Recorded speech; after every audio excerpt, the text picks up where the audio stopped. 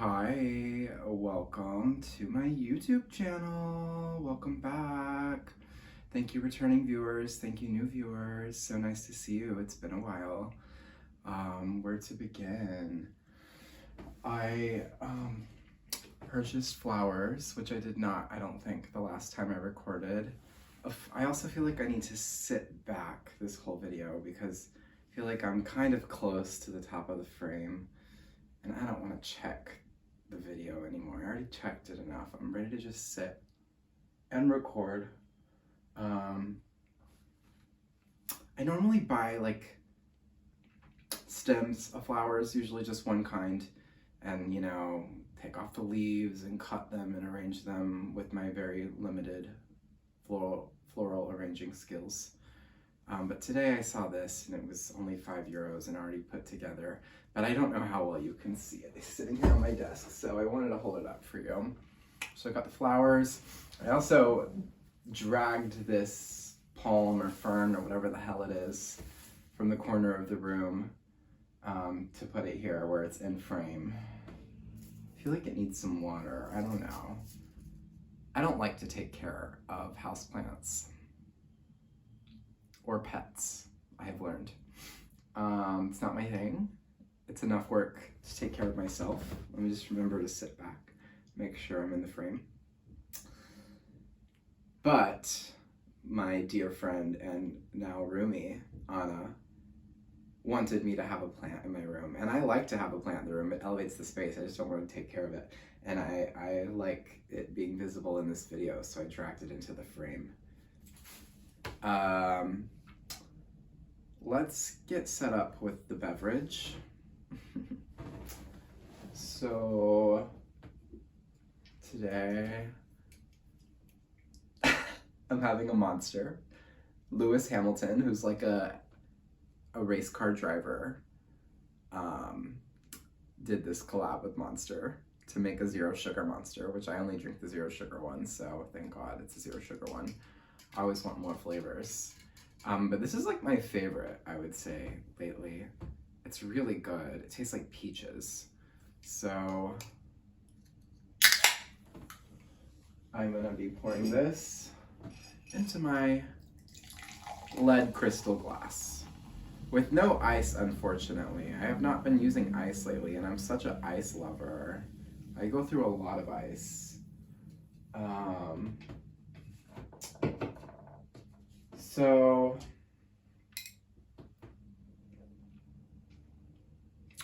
yum. With the matching straw. Attention to detail. To elevate your podcast viewing experience. So I'm in a new setting, a new location. I moved last month. Probably been here about a month now.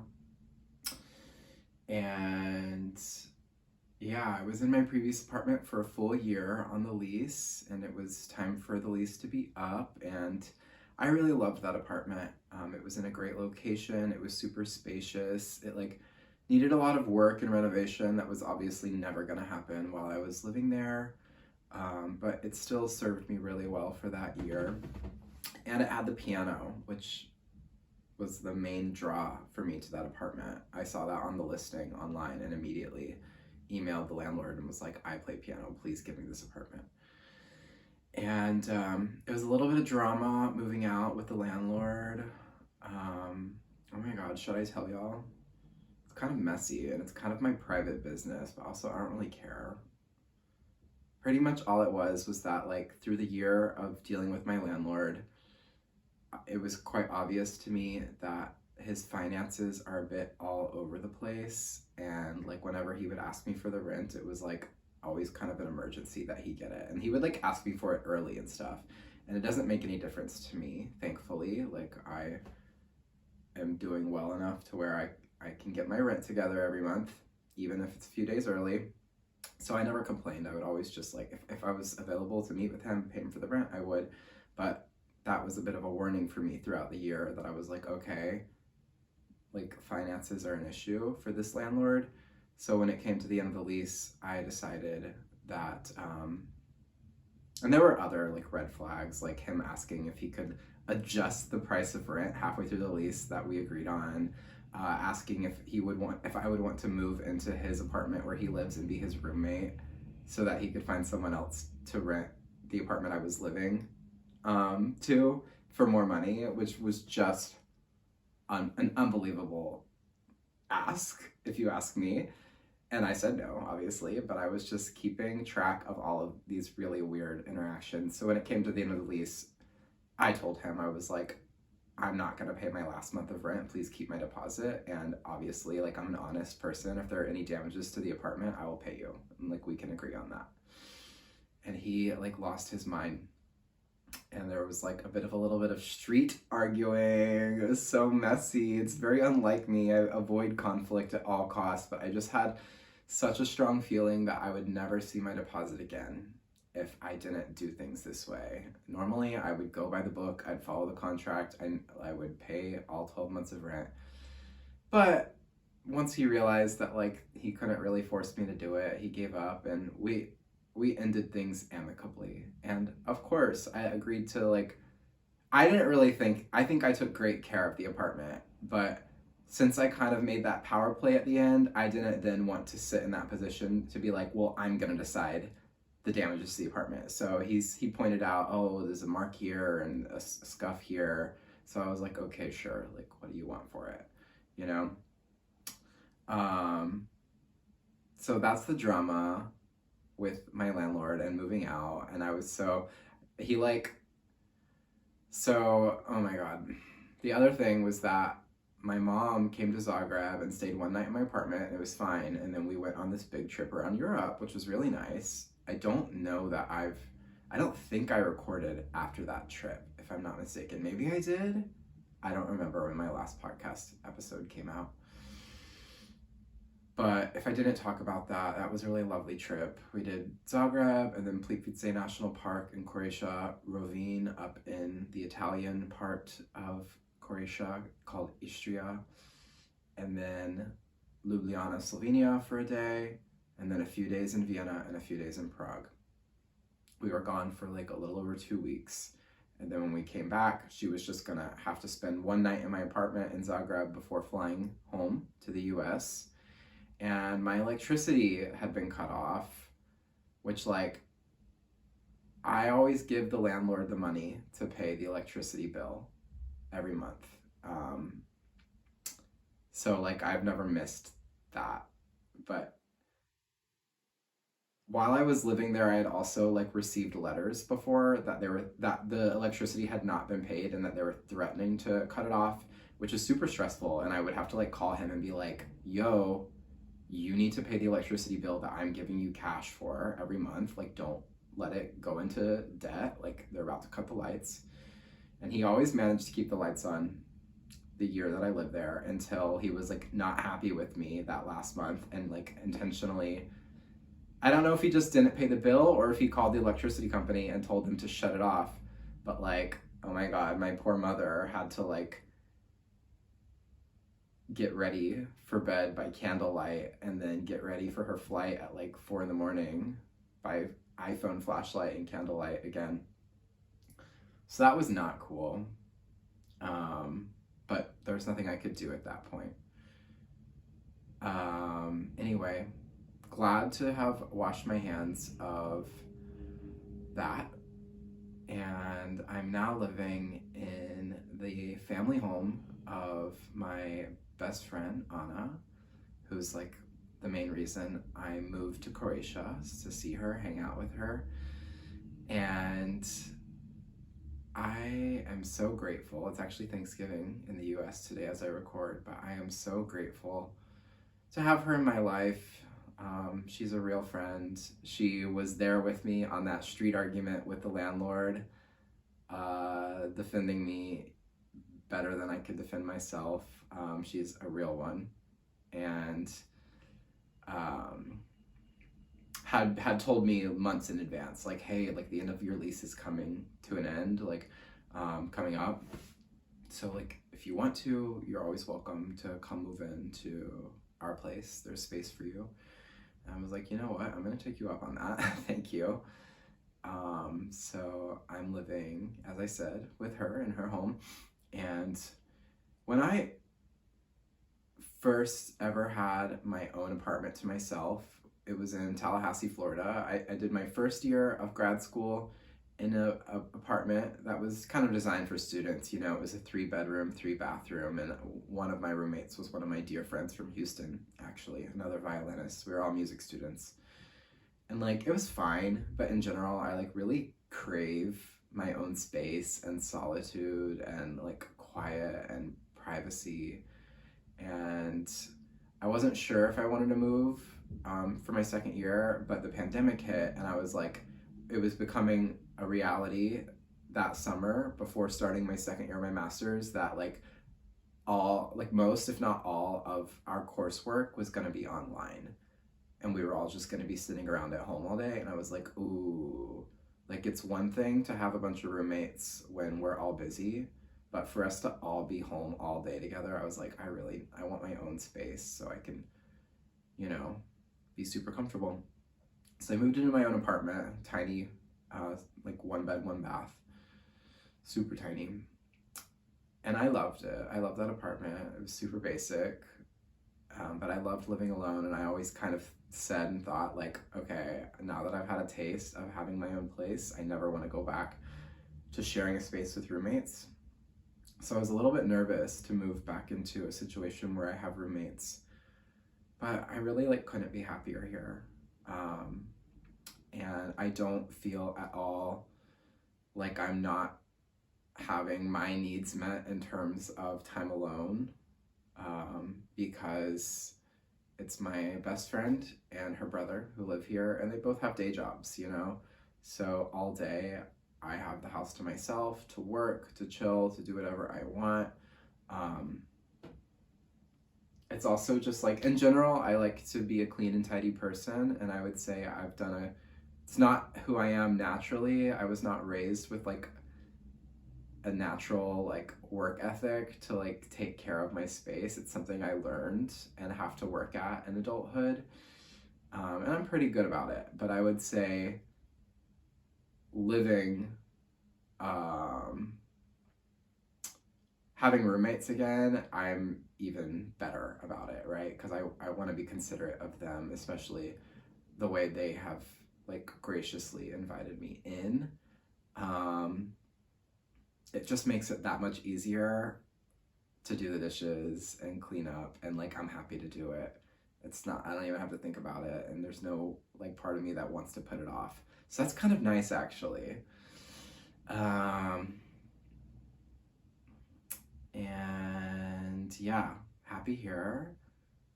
I think as I started, I might have had some direct sunlight on my face, and that's probably was coming across a bit harsh on camera. But I feel like now we have some cloud cover, or maybe the sun has gone up higher. So hopefully we just have a bright but soft light in here. Yeah, we'll see how this turns out and whether or not I want to experiment with setting in this apartment. Okay.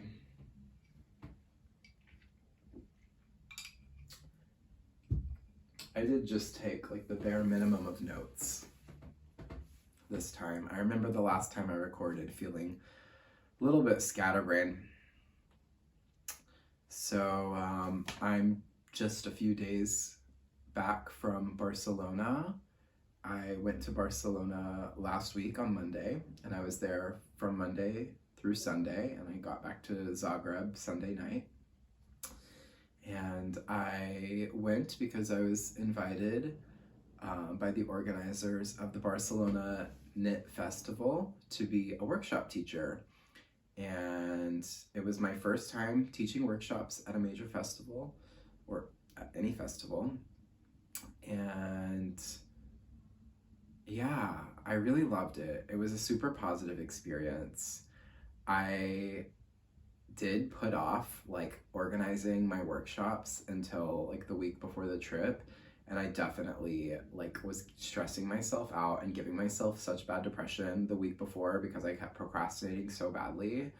And then when I like had to sit down and do all the work for my workshops, it like felt really pressured and like almost rushed, or like I was just working hours and hours and hours for a few days in a row.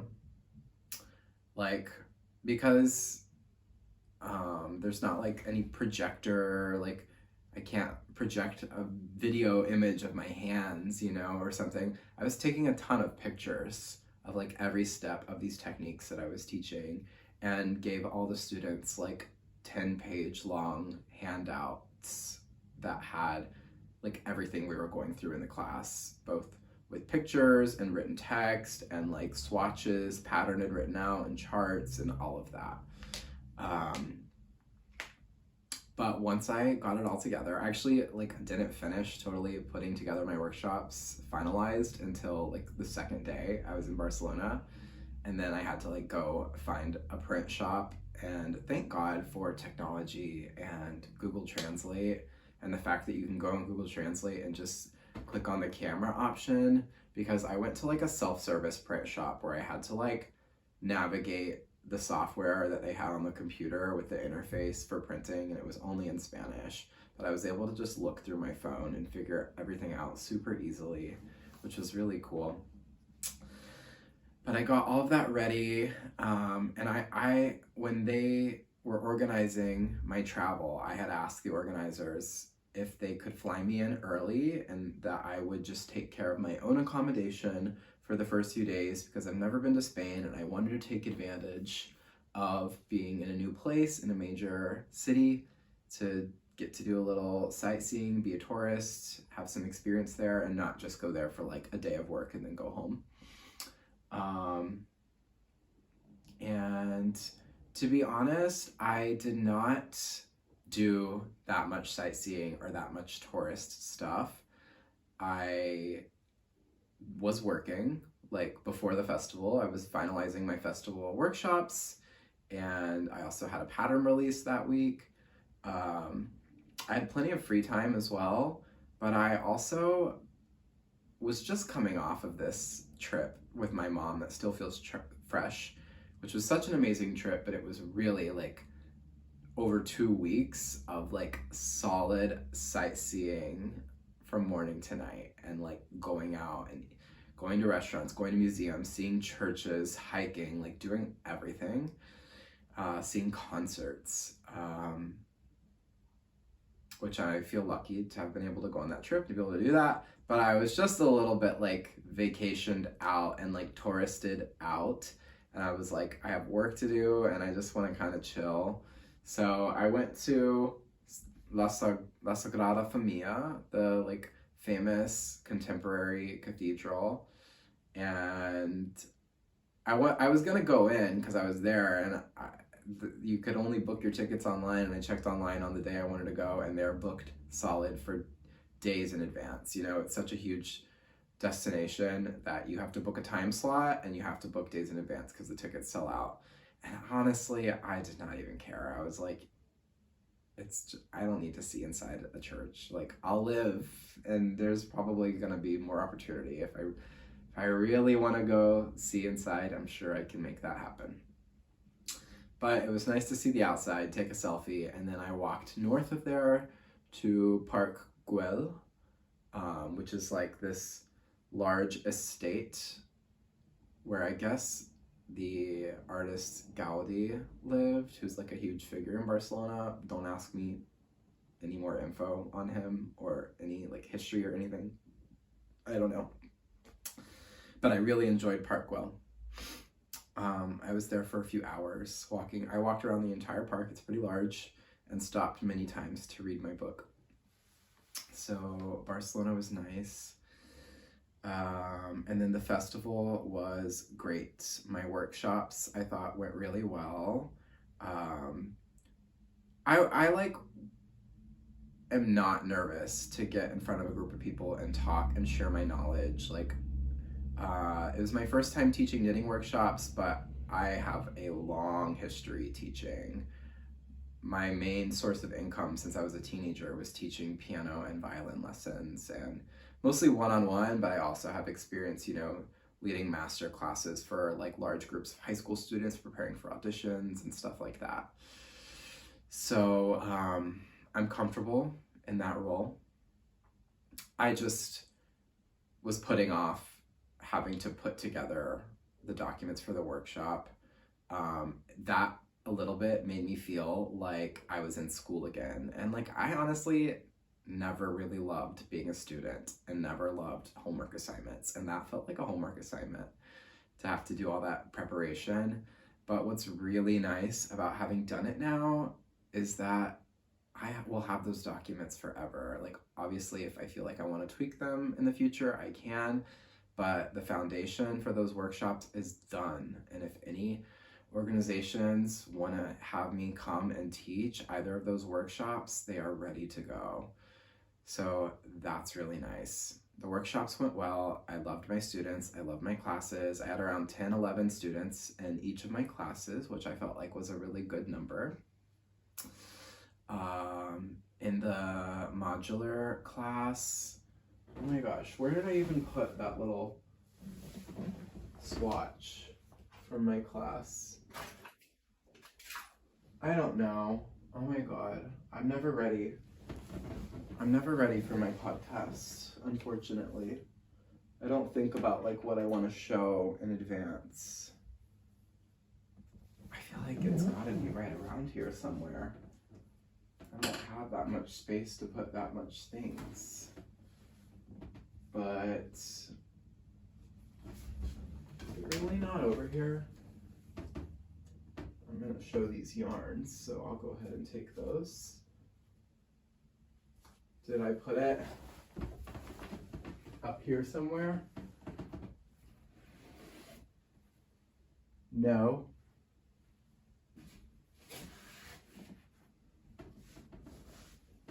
Okay, whatever. Screw it. I don't care. Sorry. So in the modular class, I'll just kind of tell you what we did. And if you follow me on Instagram and like have seen my stories and stuff, I posted it, so maybe you saw it. But everyone did this really pretty swatch that is exactly like Mystic Square. So if you really want to go find an example, go look at my pattern Mystic Square.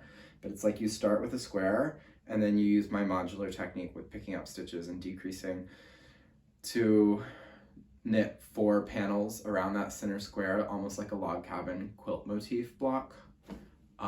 So that is the main thing we did in the class. Some of the students, when we had a little extra time, got started on a second swatch with a little bit of a different technique, like modular knitting that also has like curving and shaping going on.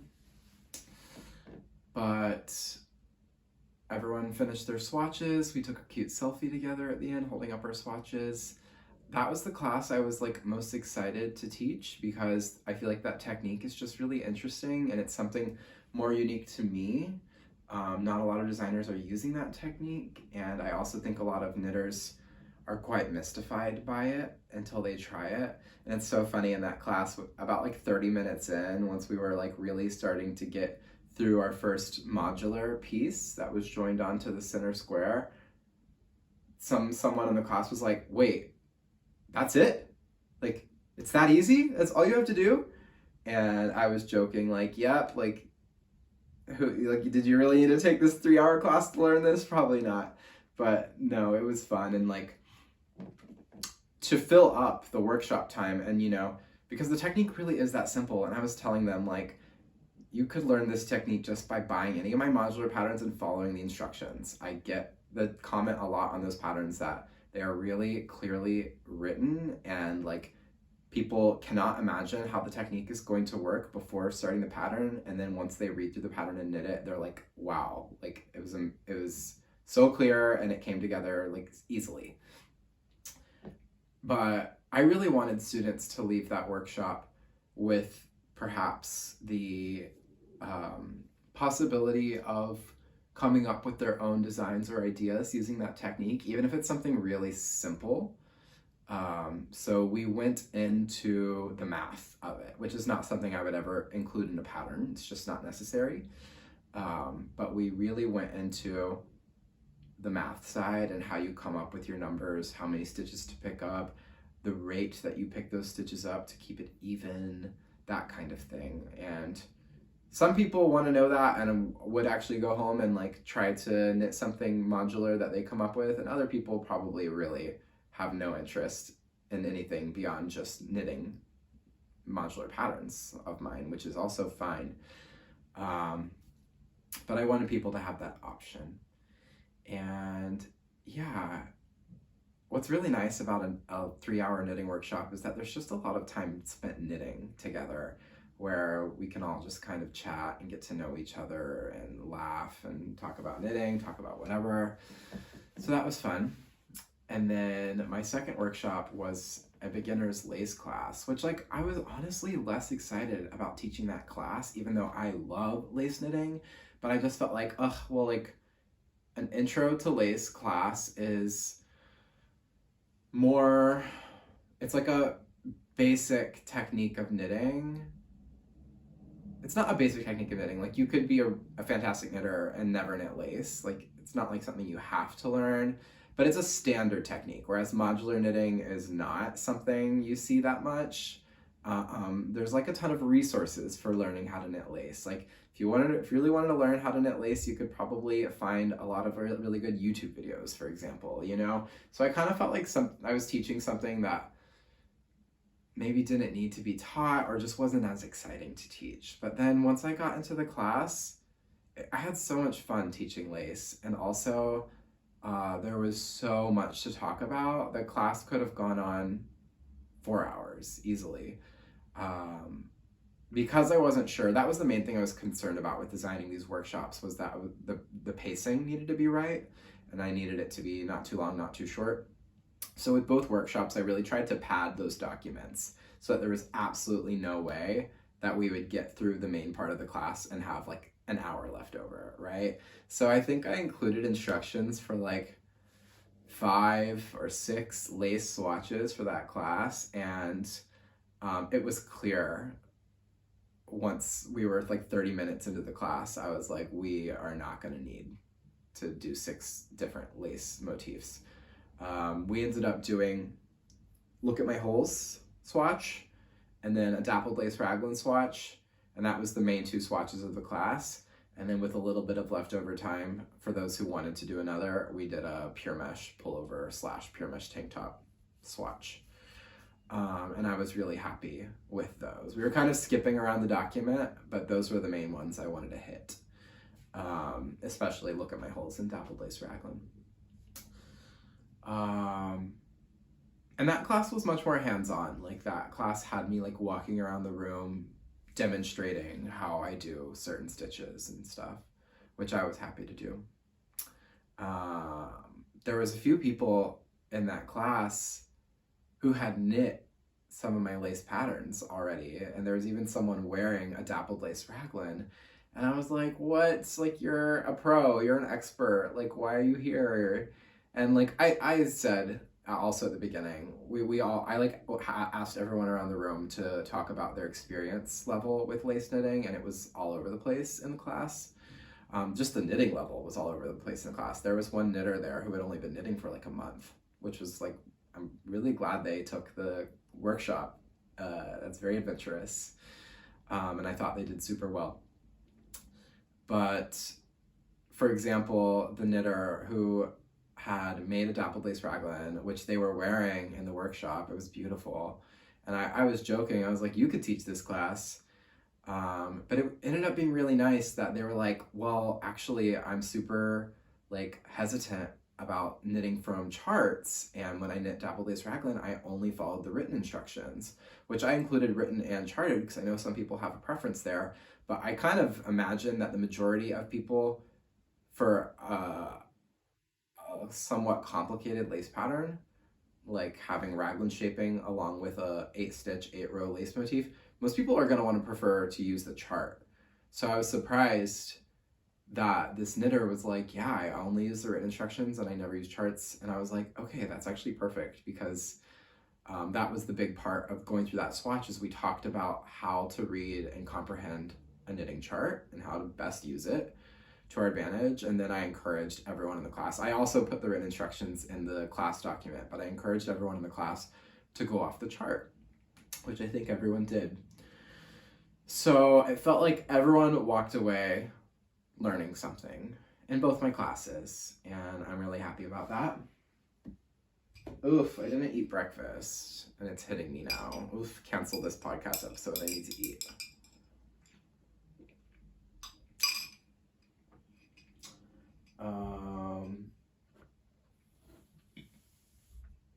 So yeah.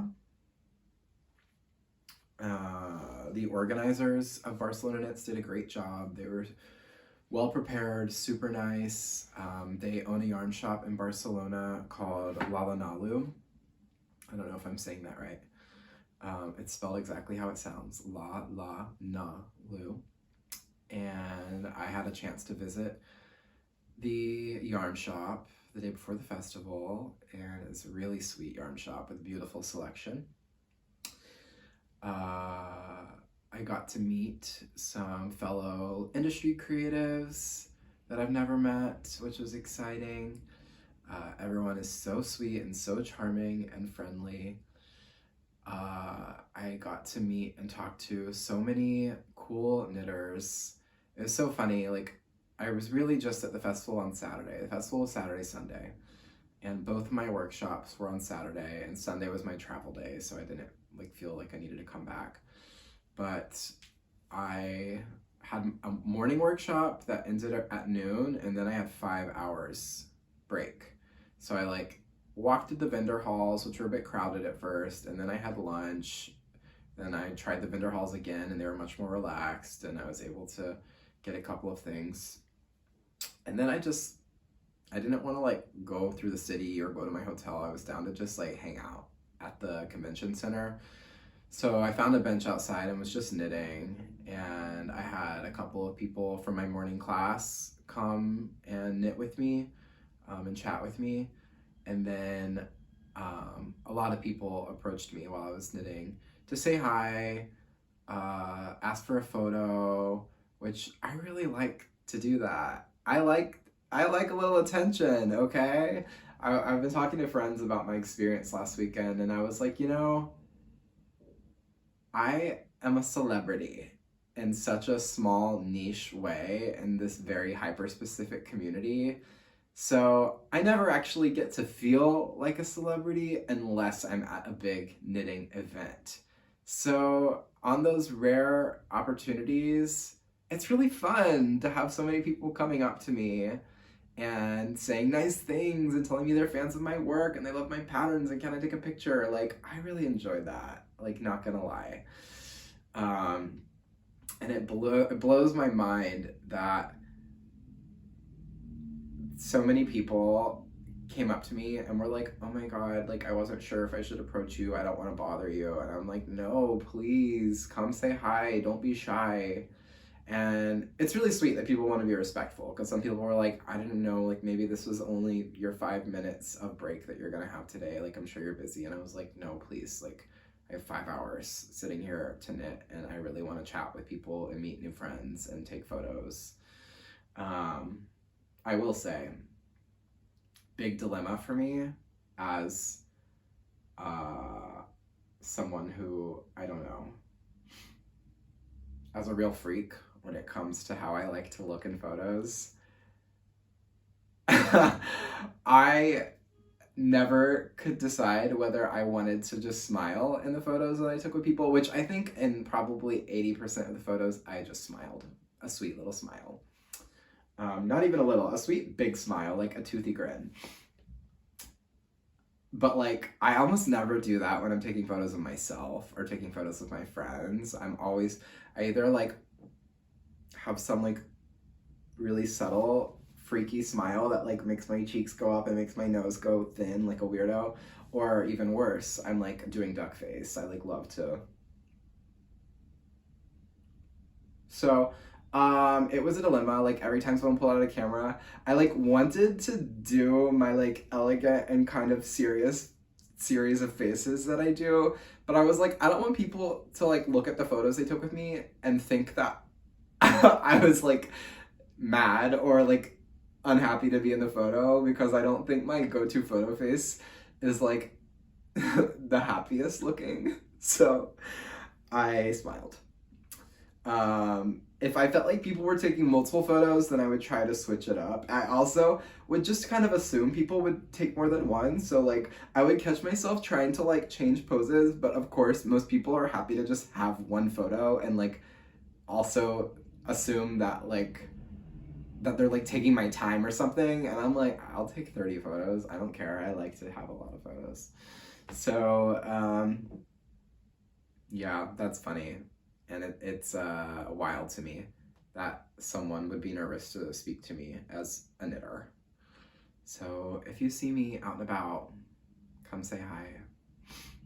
As I've said on this podcast before, especially if you see me outside of a knitting event, out in the world, especially if I'm with someone, you gotta come up and make me look like a cool famous celebrity. I'm not even gonna front. That is a flex.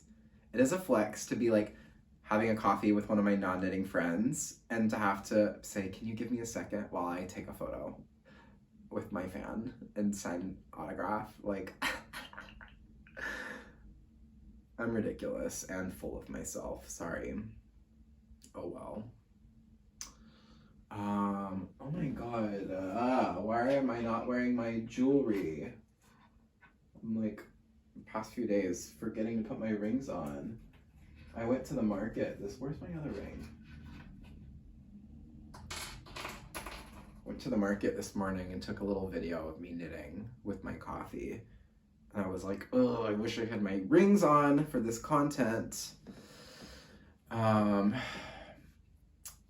thoughts about Spain is that there's a lot of short kings in Spain. Like I've talked about how in Croatia the guys are all so needlessly tall, but there are a lot of guys shorter than me in Spain.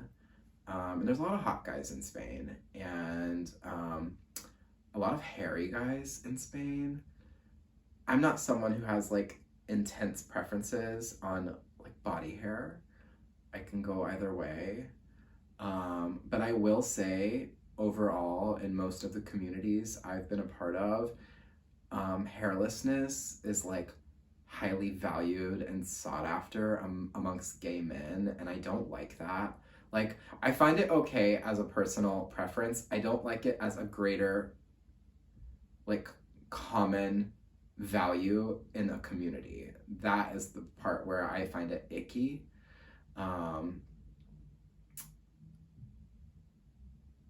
So it was kind of nice to be in a country full of hairy, masculine, natural men. I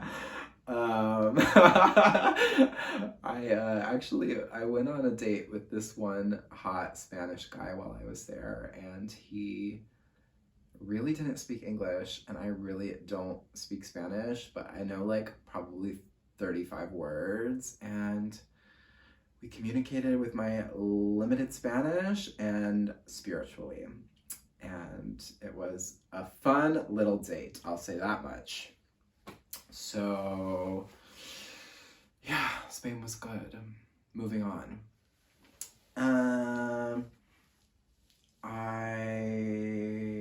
Let's talk about what I'm wearing. Oh my god, why did I just get cold? It's like 40 degrees outside, maybe even 38 or something. When I stepped out to go to the market this morning, I just wore my wool sweater and a hoodie. I knew it was like coat weather, but I didn't want a coat. And then I ended up being comfortable. I was like sitting in the sun having my coffee before I did my shopping.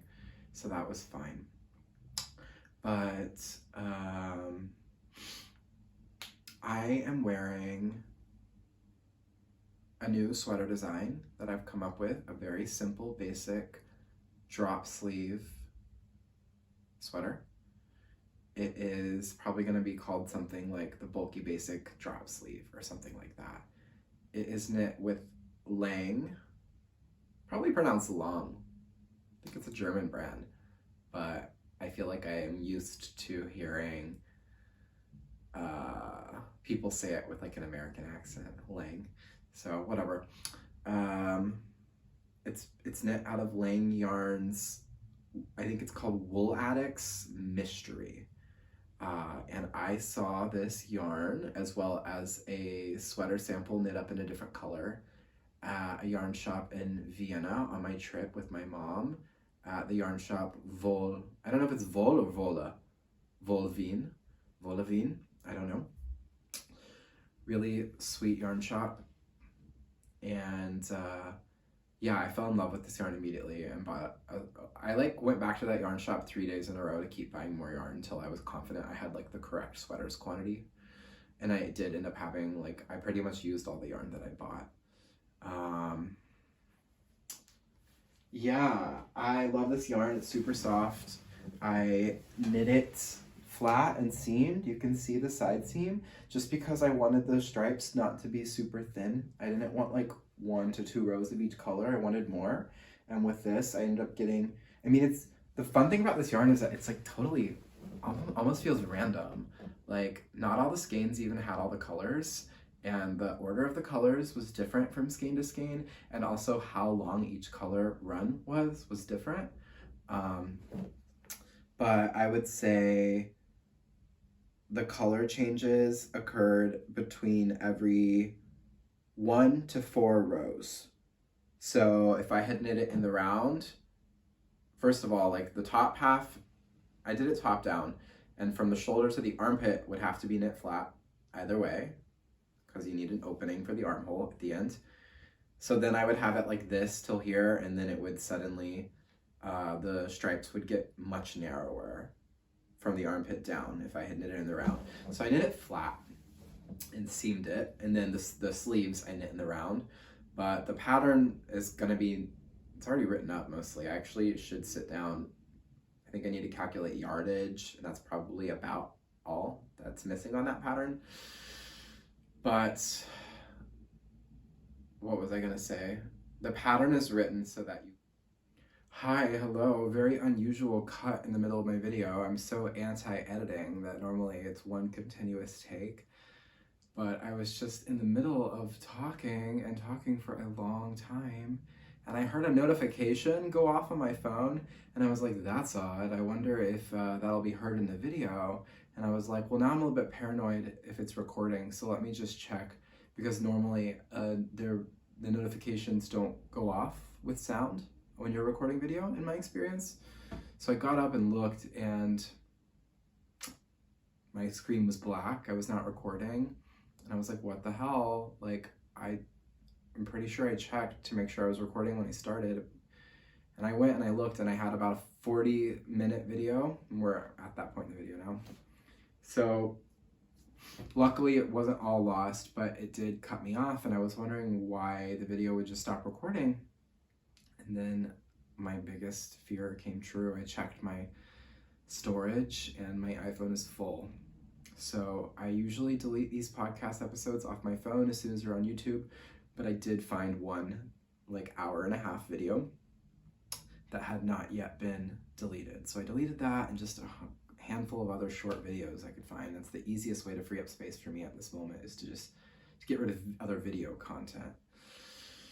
But I seriously need to sit down and go through my phone and free up space and eliminate a lot of the clutter. But like, to really do that nicely and to get my phone exactly where I'd want it to be, I could spend like 8 hours a day for like probably a week organizing my phone, and I can't do that. But I could, little by little, start making progress and freeing up space, because this is unacceptable, and now I'm going to be a bit nervous for the rest of this video. I don't want to get up and check every few minutes. Maybe I will, maybe I won't, but I'm just going to hope. I think I freed up at least a good 15 gigabytes. So I deleted an hour-and-a-half of video. As long as I don't go for longer than an hour-and-a-half, I think we should have that amount of storage on the phone. Anyway, sorry for the interruption, and I'm gonna try not to let this kill my vibe, though it is very annoying, and like, I'm not sure. I like skimmed through what I had. I saw where I left off, but I think I have an idea of what was lost. But if I end up repeating myself on anything, please forgive me on that. Feel free to start skipping ahead if I'm becoming quite redundant from this cut. I need a little bit more of my Lewis Hamilton race car driver juice. So I was talking about the sweater that I'm wearing. And I just wanted to say that in the pattern, there will be instructions to knit the body panels flat separately or to knit them in the round. Either way, you're gonna have to knit flat from, it's top down, from the neck to the armpit, and then you have your option to continue knitting flat or to join in the round and do them together. The reason I do it this way is, oh my God, you can tell, I'm going through this now. I'm talking about my knitting as if it's the biggest inconvenience in the world. I'm like so annoyed that I'm repeating myself. So let me be sweet and in a better mood.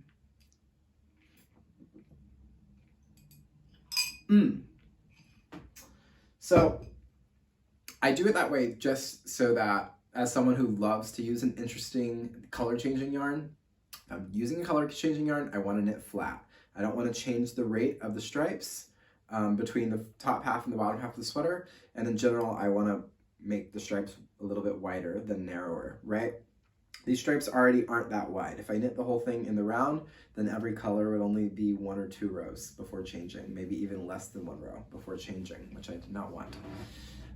The sleeves are knit in the round regardless. For whichever way you knit the body, we will pick up your stitches around the armholes and knit your sleeves in the round.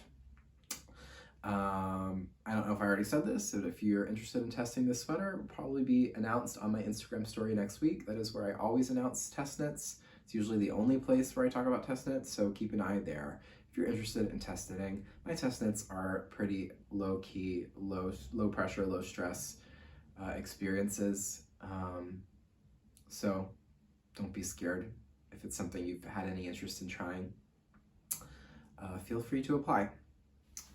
Sometimes I have a ton of applicants and I can't take everyone, but other times I only get the number of applicants that I need to do the test anyway, and everyone gets a spot. So you never know. Don't assume that you wouldn't get picked. All right, I'm gonna at least feel like I'm trying to expedite some of the things that I already spoke about. So the next thing that I want to talk about are the needles I use to knit this sweater, which are my new copper needles, generously gifted to me from the folks at Knitting Fever International. And they are the people who, they distribute a bunch of yarn brands, but among them is Noro Yarns, which, as you know, I love. And I've never collaborated with them, I've never reached out to them, I've never received anything from them. I always buy Noro for my designs out of pocket, which is fine. But they had a representative contact me and just wanted to introduce himself and say let me know if you ever need yarn or if there's any way we could work together or collaborate on something. Please tell me what ideas you have. And I was like, that's really generous. I love working with your products, so this is a really nice door to open between us. I'm good on yarn, but I see you also distribute the Like Tsipra copper needles, which I've had my eye on for years, and if you're open to it, I'd love to be sent a set for me to use and try, and I'm happy to show them and talk about them on my YouTube channel and on my Instagram. And he replied in 5 minutes, say no more, we'll send them immediately. I had them sent to my mom so that they could just send them within the US, because my mom was just a week out from her trip at that point, and then my mom brought them to me here in Europe. And I've been using them ever since, and I really love them, I have to say. Let me show you the set. So it comes in a case like this. I'm already using many sizes of the needles, so you can see there's some missing.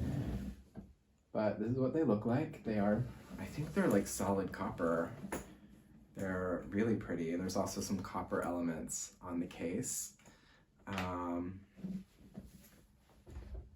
One of the charms of using copper is that they patina, or patinate, as they say. So that just means they'll tarnish, and the color will change with age and with use and with the chemistry interacting with the oils and acids on our skin and whatnot. So what's interesting is already, if I even used a needle for 20 minutes, I can see the patina forming. Especially if I use any of these needles and then set them down and don't use them for a day or two, then instantly they darken quite a bit. But what I've noticed is that if I'm continually using a needle, or even if one that's a bit tarnished from being used and then not being used, if I pick it up and knit with it for an hour, it kind of regains some of its color and its shine with use. And I think more permanent patina is going to take like years of use probably. But just to give you an example, I have some needles here that I've definitely knit on for hours and then I have not touched for probably 2 weeks. So they have darkened. You can see there's some spots that are starting to turn silvery, bluey, just small ones. Yeah, you can kind of see on this needle. I don't know if it's focusing for you. I hope it is. And while I'm up, I'll check that it's still recording. Yes, it is. Woo! Not out of storage yet. But yeah, that's part of the charm and the excitement of using these copper needles. Now let me talk about my thoughts on using them so far. I would say they are a medium sharpness, which is what I like. I don't like blunt needles and I don't like super sharp needles. Like I'm not a big fan of like higher sharps that could like, you know, almost draw blood. Not almost, they can draw blood. Especially like a higher sharp on a tiny size, like a size 0 or something. Ugh. Yeah, I always like something middle of the road with the point, and that's what these are. And then several people who gave me feedback when I first mentioned interest in these needles, several people commented that the needles feel heavy in the hand. And I can certainly notice a difference between these and other metal needles that I own, that these are a little heftier, but I like that. I like the feeling of something with a little bit of weight to it and that sensation. It makes me feel like I'm using something nice. It's not enough of a difference to where I feel like, oh my gosh, these needles are heavy and it's fatiguing my hands. It's not that for me at all. So I notice the weight and I like it. What else? So I think other people commented on this and kind of warned me about this, and I would agree that these are not the slickest, most slippery metal needles. And I'm a big fan of metal needles. I've always locked, since my first like needle purchases, I have kind of locked myself into the Knitter's Pride ecosystem of interchangeable needles and some fixed needles. And other than a few bamboo, like fixed, mostly 16-inch circular needles that I have from Knitter's Pride, everything else I have from them is either all metal or metal tips. So I have the Royals or Royales, I don't know, from Knitter's Pride, which have the rainbow, like the colored bamboo shafts. It's a different color for each needle size. And then they have these metal tips, so you kind of get the best of both worlds. That was my first fancy interchangeable set. And then I have bought the Nova Platinas, which I never hear anyone talk about, and I don't know many people who use them, but I highly recommend them, especially at the price point. They're pretty inexpensive for a full set. I will say that I have recommended Nova Platina to some like friends who I've taught to knit, for example, and I feel like the quality of the sets that they have purchased are just a little bit not as nice as the ones that I have that I maybe bought a few years prior. So I don't know if there's some quality control issues with Knitter's Pride with that or not, but for the price, they're still beautiful, completely usable sets. What I'm getting at with what I've noticed, that like I don't think any of my needles are like this, but for example, when I think I've noticed it, I had my mom order a set for herself, and then I had my friend Alexandra also get a set, and not on all the needles, but let's say out of a set with several sizes, 1 or 2 of the sizes might have a needle where on the tips you can tell there's some type of scratch or imperfection in the coating, so that when your needles rub together you feel it like scratching and catching, which is not the nicest feeling. But again, it's like a really decent needle set at a good price, and I don't know if that's consistently a problem, because like I said, my set, I've never noticed any scratches like that. But anyway, for years now, those Nova patinas have been my go-to needles. They're my favorites. I love metal needles, and I particularly love the Nova patinas because they are slick. They feel like wet. They feel like ice. There's like zero friction. You can really zoom with those. I think they're like chrome plated, but I don't quote me on that. I don't even know what that means. To me, the tips of the Royals feel like the same metal material as the entire needle of the Nova patinas. The Nova patinas also come in cubics, by the way, which if you like need an ergonomic needle that's not round and has flat edges for you to grip, that's their cubics line. And I think a few of those needle types can be purchased as cubics, but I'm quite sure the Nova patinas, at least in the past, were available as cubics. Other than that, I also have the Zings, another metal set from Knitter's Pride, and those are a little less slick than the Nova patinas, but I bought them because I wanted a short needle interchangeable set. I have like the deluxe like long needles for my main interchangeable sets, but the Zings I bought in short tips, so they can be used at a 16-inch circumference for knitting hats, for example. I still prefer fixed circulars for that circumference because my fixed circular needle tips are even shorter without being too short, but it's nice to have that option in an interchangeable set. Anyway, all this to say that the Cypres, the copper needles, I had some people warn me that they're just a little bit less slick and less slippy than most metal needles, and I have to agree with that. And even though that is a quality, like I think the slicker the better. That's just what I like the feeling of. I like it to feel smooth like butter. It's a fair trade for me because these still feel just fine. They still feel like using metal needles. They still are plenty slick. They're just not as slick as my Nova patinas. But the trade-off is that they're beautiful and they're enjoyable, and I feel like I'm using something really fancy and special that is elevating the aesthetic of my knitting process when I use these needles. So to me, that's worth it. I can take a little bit more friction with the needles. As I said, it's a small criticism. They still feel like good metal.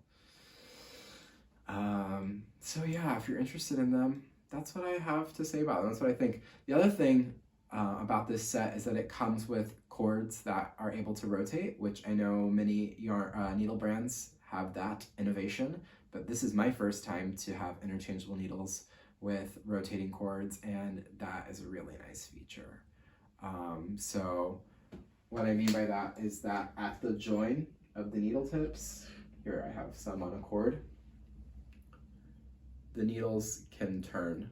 And actually, like, I can feel on this one, just from being used for a few hours, I guess, I don't know if I was rough on it or what, but I guess there's the part of the cord that goes in to the join, it's like a little bent or something, to where there's the slightest feeling of a catch when it's spinning. Let me see if the other one feels that way. This one still feels totally smooth. And that happened really quickly, but even a needle that is able to spin on its cord like this, even with a tiny catch, to me, it's still better than needles that are not able to spin and rotate like that. All that does is make it so that, you know, the cord does not ever get into a funky position and you need to like turn the needle in your hand, as you sometimes need to do on a fixed circular needle. Do they make fixed circular needles that rotate? They might, I don't know. Or an interchangeable that does not rotate. Like all my other Knitter's Pride needles don't have this rotating thing. So I quite like that. I think it'll, as I said, I think take years to really see a patina come in a permanent way. But next time I'm on the coast, I really do want to try dipping 2 needles into seawater and letting them dry off and see what it does, because I think that would really expedite the process. I don't know if that would change the feeling of the slickness. Maybe they'd have even more friction if I did that. But I saw a video with Jenna Lyons, who's like a fashion girly, who's now on Real Housewives of New York City, talk about bottling ocean water and spraying it on some of her copper stuff in her home to get a beautiful patina right away. And now I want to try. So big thank you to Knitting Fever again for sending me these needles. And I think they're going to be my go-to needles for now. I really am enjoying them. All right, I want to talk a little bit about what yarn I got at the festival. I packed really tight. I was coming for a week and I did not have checked baggage, just a carry-on and a personal item. In my carry-on, I used like a hiking backpack and then a Bagu nylon tote bag in my hand. And I had to bring work stuff, you know, my laptop and stuff for the workshops, knitting stuff. I'm happy to like repeat outfits. Like I always will only bring, for like a week trip, I'll bring 2 pairs of pants and 2 or 3 tops, you know. I think I brought a little bit more.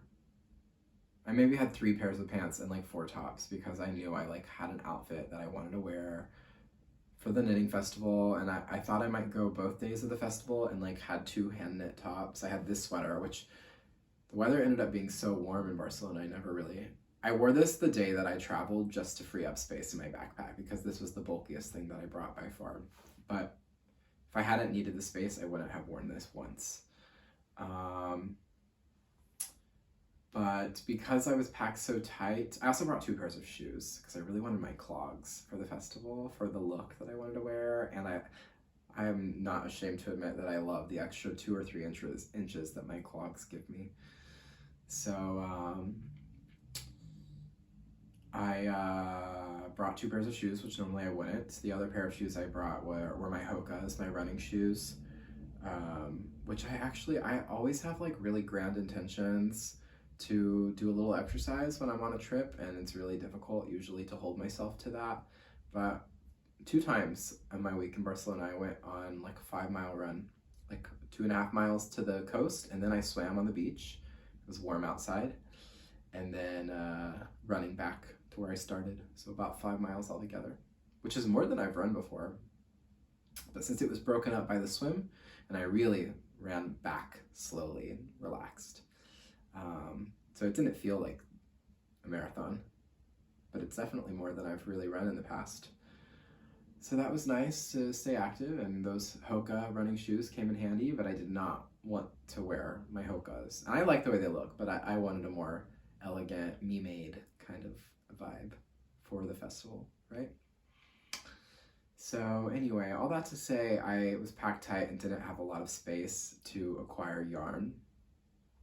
So I only bought 2 skeins in the festival. Can you believe that? Also, in general, I would say, like, when I was a new knitter, oh my god, I was so excited to just get yarn, and I really wanted to have new yarn all the time, and I ended up spending so much money on yarn and acquiring more yarn than I could ever knit. And then now a lot of that is like in storage in Tallahassee, or I left a lot with my at my parents' house in Texas. And so much of that, my tastes have just changed so much since I was a new knitter, and I really didn't need to be buying all of that. But whatever, I supported the industry and the market. So I don't buy so much yarn these days. I really tend to, sometimes I start getting into the habit of acquiring things just for like R&D purposes, you know, research and development. I want to knit swatches, see what I think, have things in mind that I might use in the future. But generally, I am getting yarn that I have a design in mind for, and often that like I'm about to knit that design, you know? But still, I'm a knitter at a knitting festival. Of course, I want to get some yarn. And I only bought 2 skeins from Biche Bouche, which thank you to Amy from La Bien-Aimée, who this is my first time really officially meeting her, as well as Julia from La Bien-Aimée. I've worked with them a lot through email, on collaborating on designs in the past, but really sweet to get to see them and give them hugs in person. But as soon as I saw Amy, I was like, how do you say this brand? Because it's in French, I think. And she immediately was like, it's Biche et Bouche, Biche et Bouche. I would have been saying like Biches et Bouches. But probably a lot of you already know this brand I'm talking about. I've been following them on Instagram for years and have always thought they just look so stunningly beautiful and gorgeous, but I've never ordered it and never had the chance to see it or touch it in person. And like, I didn't really look at who was going to be vending at the festival, so it was just a surprise to see who was there. I saw they had a booth and I was like, ooh, now's my chance. So I got 2 skeins, not really enough to make anything other than hats, which really I just got these for swatching purposes, but they're both the same wool, but there's the blue is the fingering weight and the brown is the worsted weight. So the blue is Le Petit lambswool and the brown is Le Gros lambswool. And they're exactly what I like. They are woolen spun, which the label even says so, which I really value that. I really wish more yarn producers gave you information on the construction of the yarn. It's really nice to know if something's woolen spun or worsted spun. I mean, when you know about yarn construction, you can usually look at and analyze a yarn and kind of figure some information about it. But it's just nice to put on the label. So I'll probably knit swatches with these and maybe at some point order more for a new design or a garment or a project. But I love heathered colors like this. Heathereds and tonals and solid colors are really my jam. And I love woolly wools. It's what I gravitate towards the most. Speaking of woolly wools, I was gifted by one lovely student in my morning workshop, my modular knitting workshop. I had a student from Norway who brought me 2 skeins of Norwegian wool that is just stunningly beautiful. And I believe she told me that she watches my podcast episode. So if you're watching, you know who you are. And thank you again for taking my class and bringing me a little gift. It was so sweet. And I don't know if she just gathered from following my work or if it was a good guess, but she really hit the nail on the head with these skeins of yarn as to like what I like. Like, this is exactly the kind of yarn that I like. She got me these 2 skeins from a Norwegian company, and I think it's a domestic product as well. I don't know if the wool is Norwegian, but I believe that the yarn is being spun in Norway. The brand is Oslo Micro Spinnery, Oslo Micro Spinnery. You can find them on Instagram. And the labels are really faded, but I believe this is some kind of blend of, there's 3 things. It's definitely some kind of wool, and it's definitely, I think it's some silk. But the heathering and the depth to this orange colorway is just stunning. It really, you can really get lost in this color and like look deeply into just how many colors are in this skein. Let me check that we're still recording. Yes, we are. Oh my God, thank God. So I don't know what I'll do with these, but it's really just nice to, at the very least, be made aware of this brand. Totally new to me. I immediately went and followed them on Instagram. So maybe something I want to order more of in the future. So pretty. This dark navy too, especially if you could see this in the sunlight, it's even bluer. Other thing that's interesting about this, and I in general, I really love interesting yarn compositions, meaning the breakup of what fibers are used. And like I said, I couldn't read exactly what's on this label, but I believe it's a wool silk blend. And normally when you see, I mean, it's not that uncommon to find a wool silk blend, but I would say typically when I find that blend, it's in a worsted spun yarn, right? A worsted spun yarn is a yarn that's constructed where all the fibers are ideally maintained parallel to one another. So you get a very sleek yarn that is a high stitch definition, high luster, high drape, more heavy and airy fabric, um, more breathable. And then, so that's where you typically see silk, is in a worsted spun yarn that has those features. And the yarn's quite clean and the fibers run parallel. You don't see silk included as much with a woolen spun wool like this, but I really like it and find it very interesting. The luster of the silk absolutely comes through, but then you also have this gorgeous halo all around the yarn. And yeah, very interesting composition. I like that a lot. Speaking of interesting compositions, I was walking around the festival and had a vendor lock eyes with me and call me over, and I went and said hi, and she said she was a fan of my work, very sweet, and she is a new to me brand, as many of the vendors at the festival were. There were many Spanish indie dyers and just small yarn brands that I never heard of, and it's really exciting.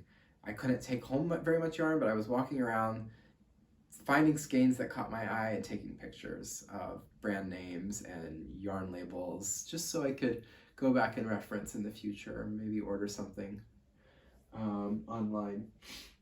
So this yarn is from a brand called Feliz y Punto, and it is the exclusive silk linen spun. I also see the name Solaris on the edge here, so that might be the name of the base. It is 75% silk and 25% linen. I don't think I've ever seen that exact composition, and I certainly haven't knit with it. So always exciting to see an interesting yarn like this. And it's just beautiful. It has a high shine, and to me the most standout characteristic of this yarn is that it is incredibly drapey. Like, it just wants to go limp. It does not want to hold its shape. It wants to drape and hang and be relaxed. So this would be lovely in some lace, like a lace scarf or shawl or something. So thank you to Feliz y Punto for, she just put it in my hand and was like, please, as a gift. And I was like, oh, thank you. A little bit, I was like, oh my God, I hope I have space for all this yarn. So I'm glad that like not everyone at the show was trying to give me yarn, but I'm very grateful to the couple who did. Just enough sweet treats to come home with.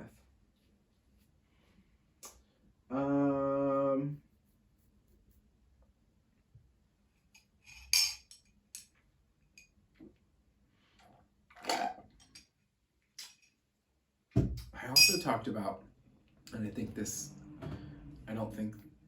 got cut out. I think I was talking to a non-recording phone.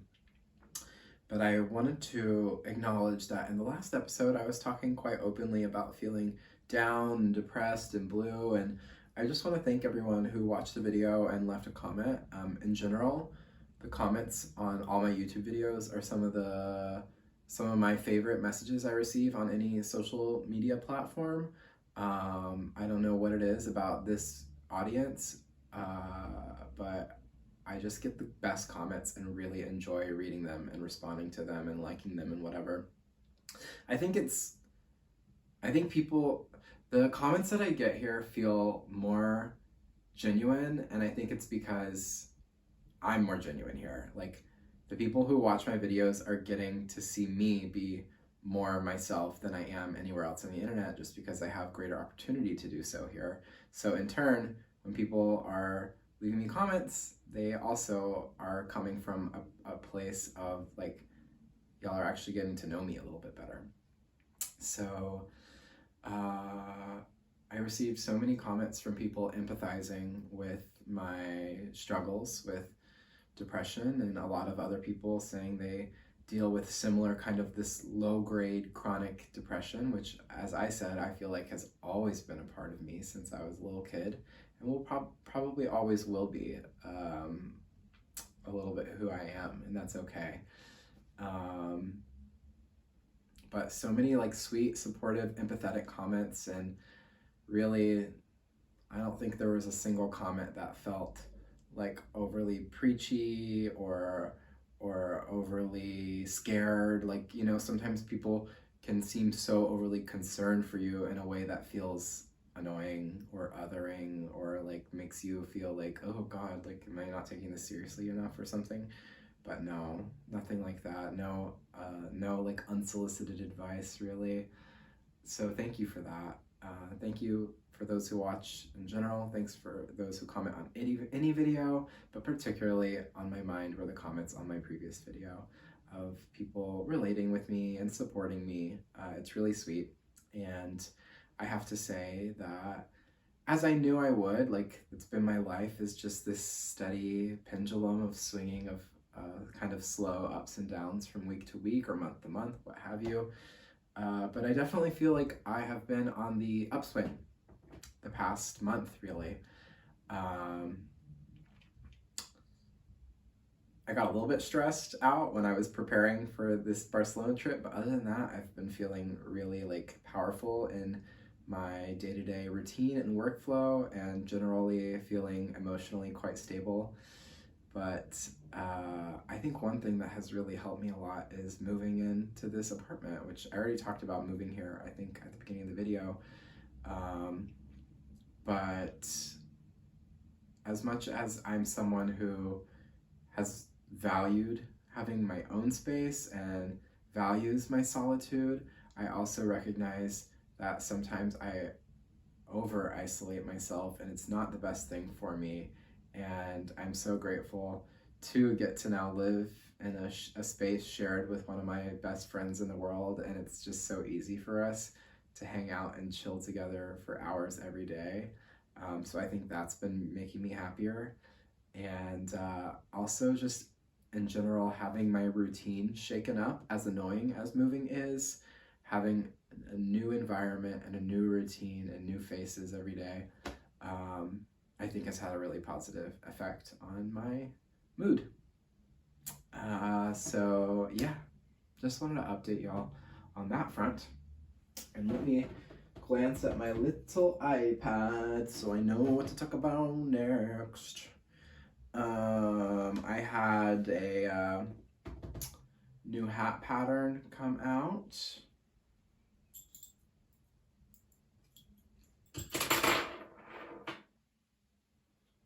The Pixel Tweed Beanie, which I don't know if I've ever shown this. I knitted up mostly on my trip with my mom. I finished it on that trip. I finished that and then bought the yarn and did the majority of this sweater also on the last 2 days of that trip. This sweater just came together in like a week or two. But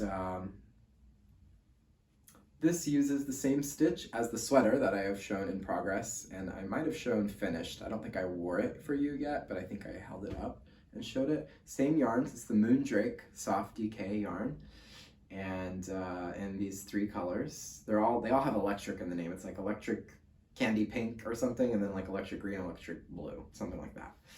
But just uses this garter stitch, slip stitch pattern. The sweater is knit flat, but the hat I went ahead and designed to be fully knit in the round. So you just have a knit row and a purl row back and forth. And all the while you're doing a simple slip stitch pattern. Very repetitive, quickly memorized. I made it quite long for a fold up ribbed brim. And I put this gigantic pom-pom on top, which I haven't made a pom-pom in ages, but that was fun. Yeah, this came out. It was warmly received. Thank you to anyone who supported the posts on Instagram or who went and bought the pattern. And yeah, very fun way to use 3 colors of yarn, and it's simpler than it looks. So I highly encourage any of you who haven't yet to check it out on Ravelry or jamesandwants.com. Speaking of jamesandwants.com, you can also go there, and right when you go on the website, you'll get one of those little pop-ups that ask if you want to subscribe to my newsletter. And if you haven't subscribed to my newsletter, I highly suggest it. I don't use it too much, so I won't be annoying you. I've had it for months and I've only used it twice, but as of now, I'm just using it whenever a new pattern comes out. So you'll make sure to stay in the loop with the pattern releases. And then I use that as also as an opportunity to update on anything else, like YouTube videos, things that are going on in my Ravelry group, which I also have a Ravelry group you can join if you want. I don't know, go to groups and look up James and Watts. I think it's called Friends of James and Watts or something. I don't know what it's called. James and Watts and Friends. Oh my gosh, I'm hungry and I need to pee. But like, I don't want to stop the video, so I'm just gonna 坚持. That's Chinese for persevere. If you didn't know, I speak Mandarin, and I almost never use it anymore. But I did something I almost never do, which was I walked up to some Chinese people and started speaking Chinese in Barcelona, which when I lived in China, I was not shy at all. I used my Chinese all the time. Okay, I guess I'm done talking about this, right? It's pretty. What else is there to say? When I was in China, I was very eager to practice my Chinese as much as possible. So I was not shy. But using Chinese outside of China, I'm a little bit more shy because, especially, I know plenty of Chinese speakers in the US, but most of them speak English. So there's no need for it. And I don't know, I don't want to just be presumptuous and like walk up to strangers or something. Or I never want to feel like I'm trying to impress people or get attention for that kind of thing. But I was really thinking about it. I heard there was there was like 4 kind of older Chinese women speaking Mandarin together on the beach. And I was like, oh my gosh, I bet they would lose their minds if I walked up to them and spoke Chinese. And I was thinking about it. And then one of them approached me and was asking if I wanted to book her for a massage on the beach, which sounds nice actually, but I was not looking for a massage. I had just run there. I was all sweaty and about to swim. But I told her in Chinese that I was like, I don't need a massage. And she was like immediately like, it's funny, sometimes you speak Chinese to someone outside of an environment where they would expect it, and it doesn't click for their brain. So like, I think at first she just answered me back in Chinese, and then she was like, wait, we're speaking Chinese. And she made a comment like, oh, your Mandarin is good. And I was like, oh, thank you. And of course she was like to her friends, like, hey, he's speaking Chinese. And then so I walked up to them, and the 5 of us talked for probably 5-10 minutes, and it was the most Chinese I've spoken in a long time, and it was really sweet and fun. And I like understand some of the reasons that I'm shy about it have to do with like being respectful and like not inserting myself in certain ways, but at the same time, like the beauty of languages is their ability to connect us. And I left that interaction feeling like I should put myself out there and use my Chinese a little bit more than I do, because right now I don't ever do it. And yeah, it was a really positive interaction. And all right, moving on. I am working on a new modular pattern out of Noro yarn as per usual. There's so many beautiful color changing yarns that I could use for modular patterns, but I always go back to Noro.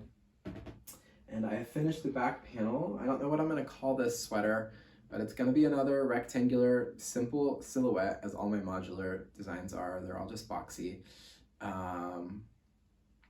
And it's gonna be the simplest of any of the modular patterns I've done. It's just five vertical columns. And this is the first time I'm gonna have a separate back and front. I've always done identical fronts and backs on these particular patterns so that the sweater is reversible, because often with these color changing yarns, you might end up with one side whose color distribution you find a little bit more beautiful. Maybe you wanna wear that in the front. This design, you'll have to kind of commit to a front and a back, unless you just wanna wear it backwards. But I don't know if this is the top or the bottom.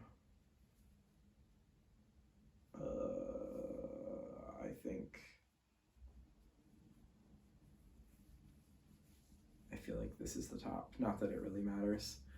But this is Noro Silk Garden Sock, one of my go-to Noro yarns. It's like sock yarn, but you can kind of knit it at almost like a worsted gauge. It really fluffs up and takes up space. And I don't mind it being just almost on the edge of being lacy. What to say about this? Couldn't be simpler in terms of my modular designs. All the knitting's going in one direction, everything's parallel. Like Mystic Square and Sun Gazer, you're knitting in multiple directions. This, it's all being knit up.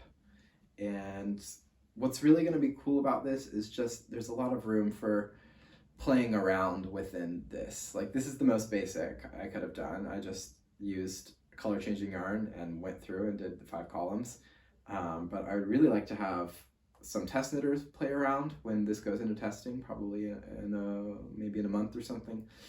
And if I get around to it, I would love a second sample of this pattern where I do a checkerboard pattern, which it's really easy to do kind of a large format checkerboard using this technique.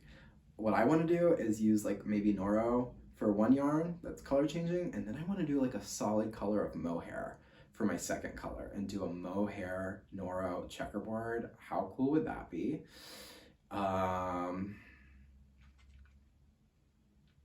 Yeah. Otherwise, for like a large checkerboard, like a small checkerboard, you can often do, with like stranded color work. Like my best check hat is a beautiful checkerboard hat, beanie, that uses stranded color work. But when you want to start having like bigger squares like this, usually you'd want to use intarsia, which I like intarsia, but it's fiddly, it's a mess, it's not travel friendly.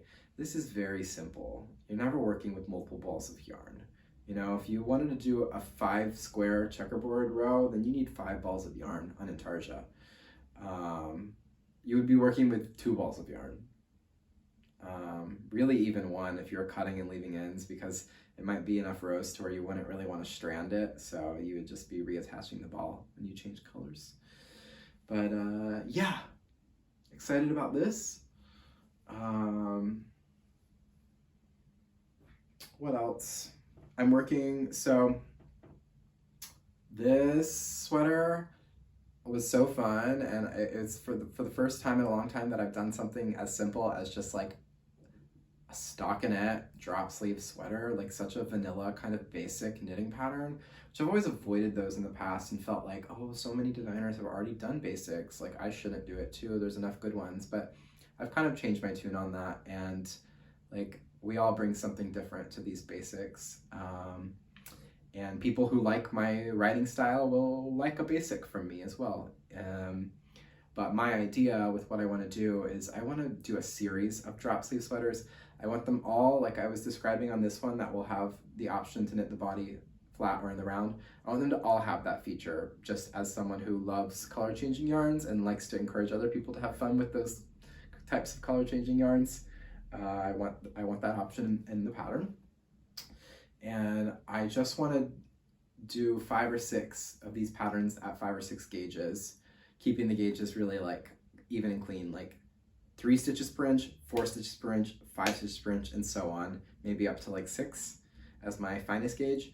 But I went ahead and bought another commercial yarn shop yarn, a sweaters quantity, and a super bulky. This is like bulky, and I got a super bulky for a 2 stitches per inch gauge version of this sweater.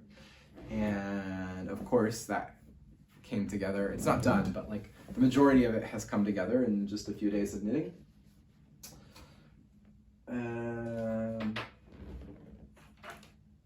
I believe the yarn is from a brand called Adriafil. I think it's Italian. And fun color changing yarn, but the color changes are not slow in this. Like the color changes multiple times per row, so I did not bother to knit this flat. I went ahead and knit this in the round, but you do get some very interesting pulling, which I go back and forth between thinking the pulling is fun, cool, interesting, and charming and quirky, and thinking it's just a little bit weird and ugly. Sound off in the comments. I don't care. But yeah, I think I like it. And we'll be done kind of soon. And so what I want to do is I want to release all these patterns probably over the course of 2 or 3 years before I get out all of the gauges that I want to do for these simple drop sleeve sweaters. But what I'm thinking of doing is when I come out with the first 1 or 2 patterns to go ahead and also start selling them as an ebook. And so I haven't decided on prices or anything, but let's say my garment patterns so far in my career have always cost $8 US. Maybe at some point I'll decide to change that, but for now I think I'm good with continuing to charge that much. But what I want to do is, for example, when I have 2 of these sweaters, you can buy an ebook. You might only save like $1 or 2, right? Maybe I sell the 2 patterns in an ebook for $15 or $14, with the idea that like I am planning on adding more sweaters. So if you buy that ebook, you will keep getting pattern updates as I add new patterns to the ebook. This is also assuming, I'm pretty sure Ravelry has all of this functionality to it. I also think for those who buy patterns on my website, I can similarly be adding updates to anyone who's purchased the pattern before with additional files. And the idea is that people who get in on it early are gonna get it at the lowest price. And like, I'm nervous about this because I generally don't like to promise things I haven't done the work for yet. So I don't want to promise anyone exactly like, oh, there are going to definitely be 8 patterns at 8 different gauges. Like, I don't know, probably I'll deliver what I say I'll deliver. But the thing about it is that even from the very get-go of this ebook, you'll be saving money even on the 2 patterns. Because each time I add a pattern, the price will go up. And by the time it's done, like, you'll still be getting a significant discount on, you know, a bundle of like 6 or 7 patterns or something. But the price will go up as I add more patterns to it. So people who get in on it early will benefit the most in a couple of years once all the patterns are done. And these patterns are fun. They're fun to knit and they're kind of easy to design and grade and write. So I don't see why I wouldn't come out with as many as I want to. So yeah, I'm that's not totally firm yet, but that's what I'm thinking I'm going to do with this, is go ahead and bundle them into an ebook that you can get in on early if you want. At least the sweater that I'm wearing should be coming out, assuming I get it into testing in a timely manner, probably in February. The Noro that I showed, probably in March, but we'll see about this bulky one, whether I want to go ahead and try to get it out also in February or March, or what, or sit on it for a bit. I don't know, because much later than that, and it's already getting a bit too into like spring, getting a bit warm.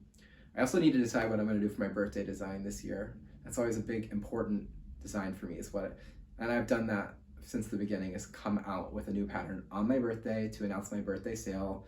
It's the only sale that I've done consistently. I don't really run sales frequently. I have a few ideas, but I have not nailed down exactly what I want to do. But the knitting world, you gotta think ahead. Everything takes so long. So that's on my mind every day. It has been and it will be. Anything else knitting to show or talk about? I don't think so. Let me just look that my video is still recording. Yes, it is. All right. That's all the knitting I believe I wanted to show. Is anyone buying anything fun? It's like Black Friday tomorrow. Like, sorry to go all consumer capitalist on you, but I love to buy a little something. I love to acquire a little treat, whatever it is. I don't have anything in mind that I'm like sure I want to order for this week of sales.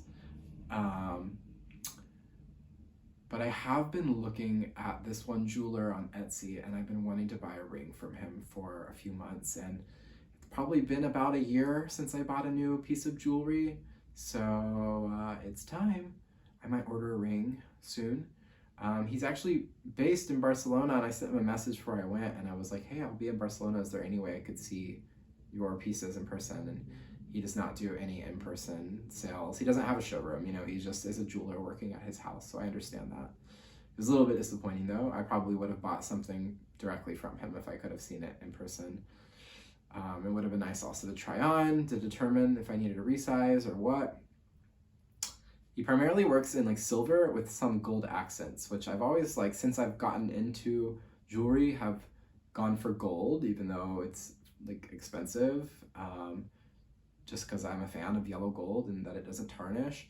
But I've started to become a little bit more open to silver, and his pieces are just really unique designs. They look like out of fantasy, like they look esoteric, like what some wizard would be wearing 300 years ago. So that's the vibe. I hope I get one and then I can show it off to y'all. If I get one, it'll be like, it's quite large. I was talking about this, I think when my video got cut off, but this opal ring is just beautiful. I put it on in the middle of talking when it wasn't recording, but I never wear it anymore because it only fits on my pinky, yet it's a bit loose on my pinky. So if I'm walking around, I feel like it could come off. And the band for it is quite thin, like really could use some reinforcement. I feel like it could snap if it got bent. And I could definitely bend this ring with my fingers if I wanted to. But the opal is beautiful and I love this setting. So I should wear this ring more. What else? So I wasn't watching anime for a while. I just recently got back into the mood to want to watch it and was trying to find something new currently airing, and I did land on one that I like so far. It's called The Kingdoms of Ruin. It's incredibly gory, so if you don't want to see people like constantly getting their heads chopped off, don't watch it. But the premise was immediately like kind of cool to me. It takes place in a world where there have always been witches, and the witches have like held more power than the humans, but they were put on Earth by God to help humanity with their magical powers. And this society has reached a point of such high advanced technological prowess that they feel like they no longer need the magic of the witches, and that the power of witches is a threat to them as society. So there was like a war where they like tried to kill all the witches. And this show concerns a human witch's apprentice who is like out for revenge because his teacher was killed.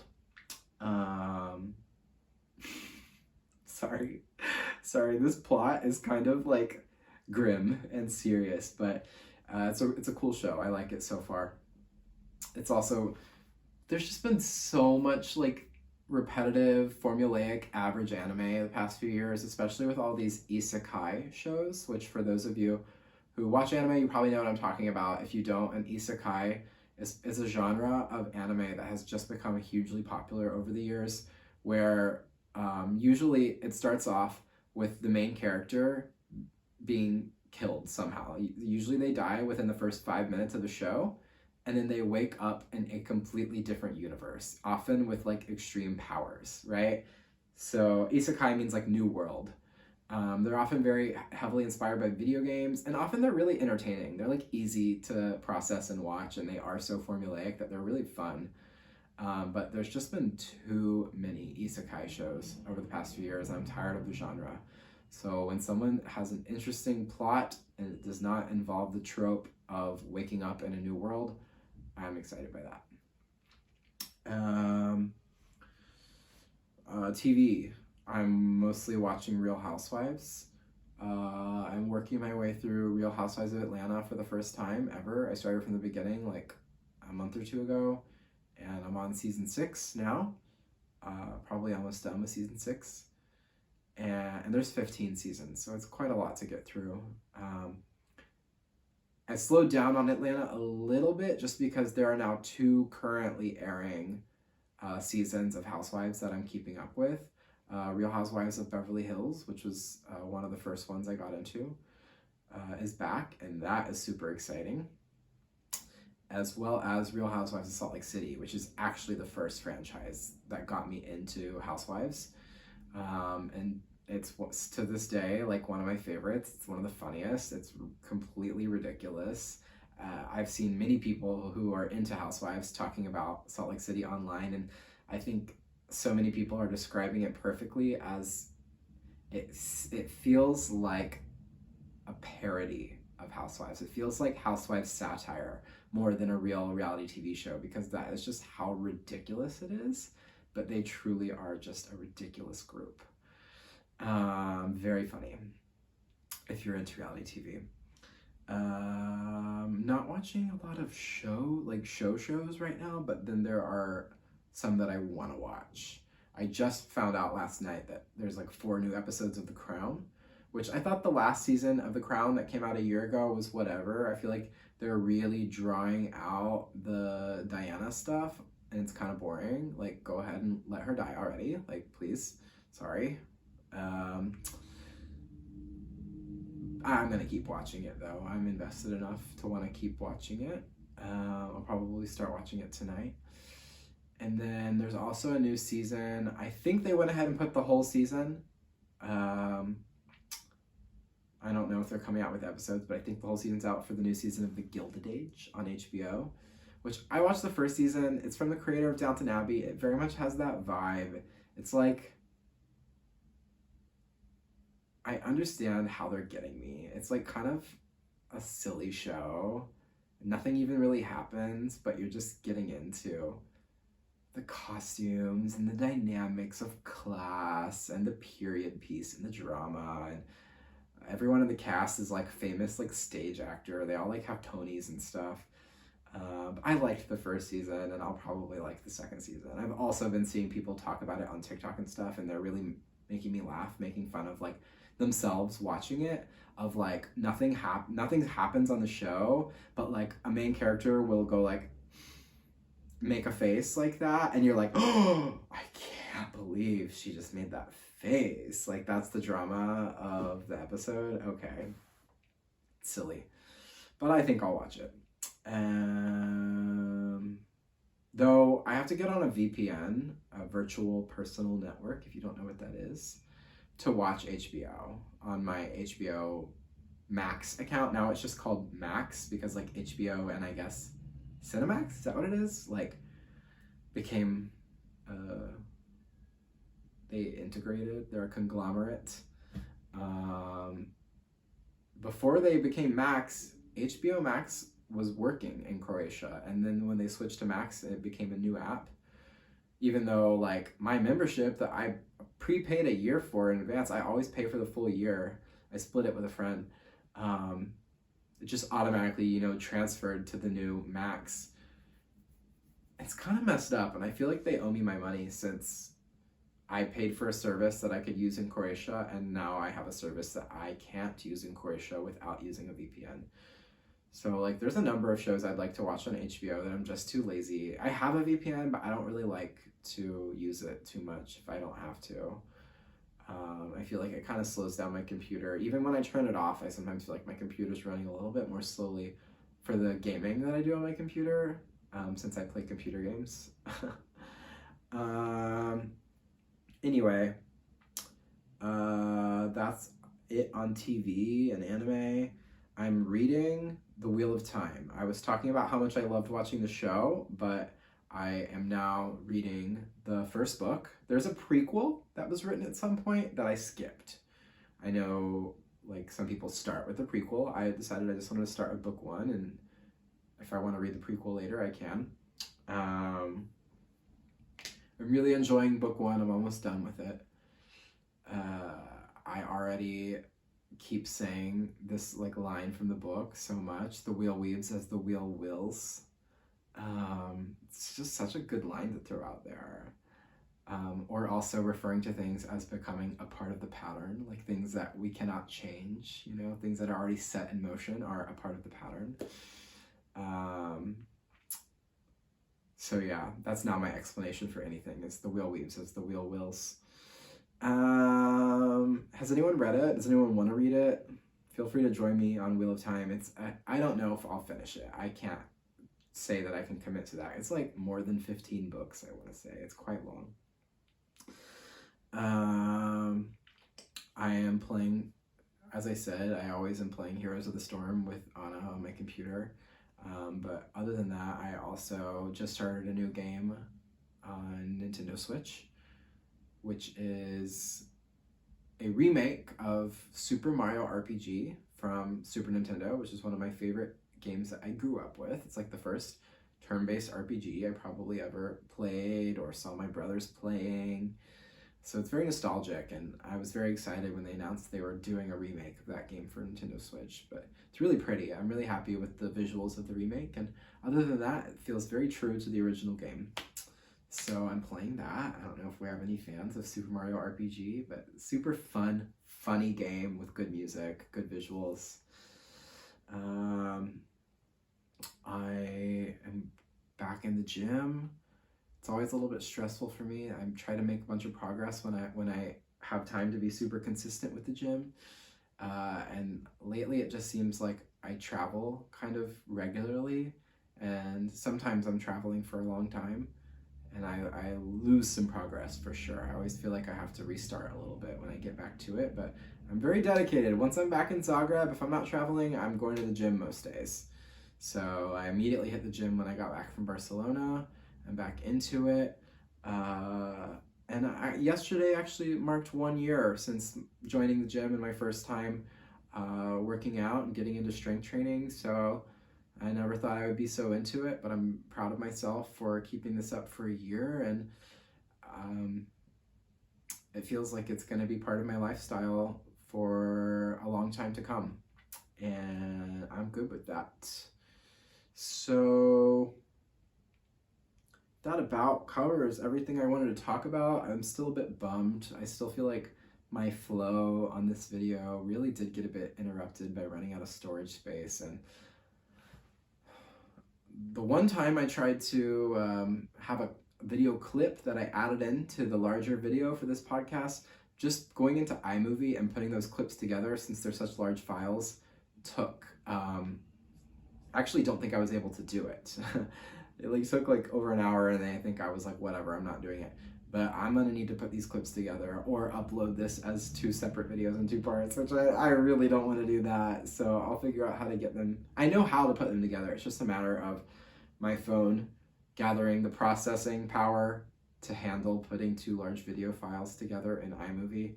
But I will try to do that and get this video out as soon as possible. Hopefully today. Maybe you can enjoy it. Those of you who are taking a break today in the US for Thanksgiving, it's a holiday, maybe this will come out and you can watch it. But if not, then this weekend you can enjoy it. So thank you as always for joining me. I really feel like there's something else I want to talk about, but I don't remember. I guess that's good. I mean, this video is plenty long, but okay, I'll cut it off. I need to pee and eat anyway, so love you, bye.